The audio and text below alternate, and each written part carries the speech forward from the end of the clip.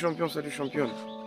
Une nouvelle journée s'offre à nous, une nouvelle journée qui doit être remplie de beaucoup d'espoir et de beaucoup d'envie et surtout le besoin et l'envie de réussir. Voilà, nous nous sommes lancés un défi depuis un certain temps et je veux tenter de le partager. C'est celui de parler et de réfléchir sur le bien fondé d'une valeur qui est non négligeable actuellement, c'est celle de l'argent. L'argent, nous allons y réfléchir, nous allons voir dans quelle mesure cette donnée, cette chose, ce truc, ce métal précieux, mais aussi ces billets des banques qui ne cessent de foisonner dans notre environnement, ne cessent d'imprimer leur marque ainsi que leur importance grandissante toujours et encore dans un univers où il y a de plus en plus de milliardaires, de plus en plus de millionnaires, mais encore plus de pauvres qu'il en a eu depuis le commencement de l'histoire de l'humanité connue à ce jour. Pourquoi cette donnée a toujours été au centre des critiques, de l'attention, d'une attention toujours grandissante? Pourquoi elle n'a eu de cesse d'influencer le commun de mortels? Pourquoi jusqu'à aujourd'hui, dans une civilisation dite évoluée, informatisée, numérisée, jusqu'alors elle n'a pas toujours eu un bon nombre de chemins, elle n'a pas toujours eu une certaine entente entre humains pour dire si c'est une bonne ou une mauvaise chose. Nous allons voir vraiment dans quelle mesure la considérer bonne, dans quelle mesure la considérer mauvaise.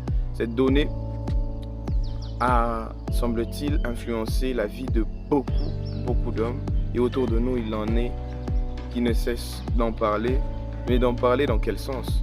Parfois c'est au sens positif, mais souvent aussi négatif.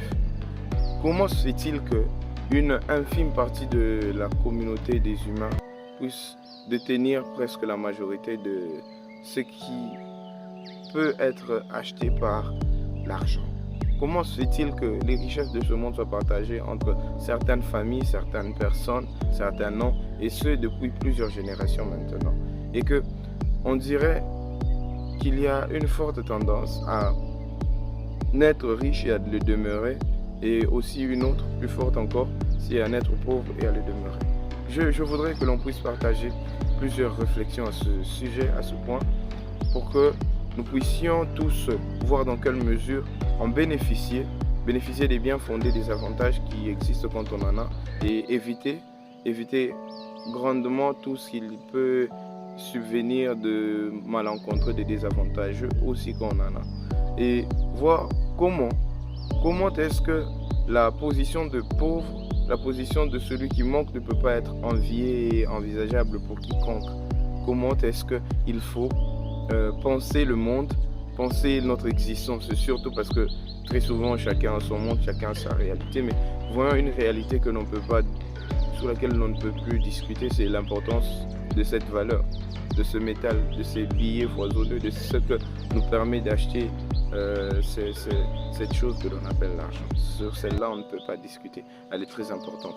Alors, nous allons voir comment est-ce qu'on peut influencer les choses en ayant, tout comme en n'ayant pas. Mais je préfère que l'on puisse voir les choses dans la tête de celui qui en a. Ciao.